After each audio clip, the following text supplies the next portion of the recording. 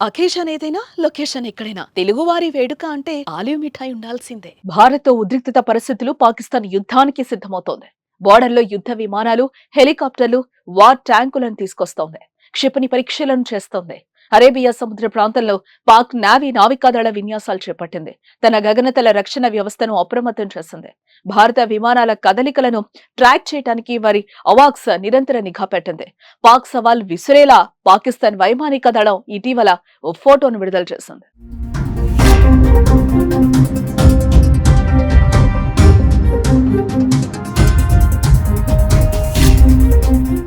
JF-17C యుద్ధ విమానంలో PL-15 అధునాతన క్షిపణిని అమర్చి ఇండియాను బెదిరించేందుకు ప్రయత్నం చేసింది.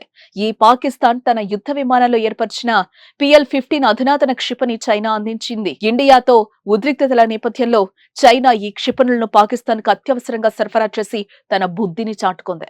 ఈ క్షిపణులను చైనా వైమానిక దళం కోసం నిల్వ ఉంచగా తాజా పరిణామాల నేపథ్యంలో పాకిస్తాన్ కు పంపినట్టు రిపోర్ట్స్ వెల్లడిస్తున్నాయి. PL-15 గాలి నుంచి గాలిలోకి ప్రయోగించే క్షిపణి. ఈ క్షిపణి పరిధి 200 నుండి 300 కిలోమీటర్ల వరకు ఉంటుంది. ఇది ఇండియా యుద్ధ విమానాలను సవాల్ చేయడానికి వీటిని పాక్ రంగంలోకి దించింది. అయితే ఇండియన్ వైమానిక దళం వద్ద వాటిని తిప్పికొట్టే ఆయుధ సంపద పుష్కలంగా ఉన్నాయి.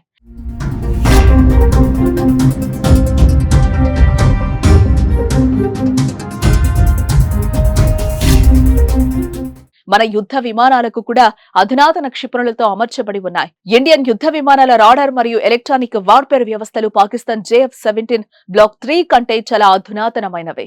JF-17 బ్లాక్ 3 PL-15 వంటి క్షిపణి కలిగి ఉన్నప్పటికీ దాని పూర్తి సామర్థ్యానికి ఉపయోగించడానికి పాకిస్తాన్ కు శక్తివంతమైన రాడార్ వ్యవస్థ అవసరమని రక్షణ నిపుణులు భావిస్తున్నారు. దాంతో పాటు పాకిస్తాన్ కు మెరుగైన నెట్వర్క్ సపోర్ట్ సిస్టమ్ అవసరం.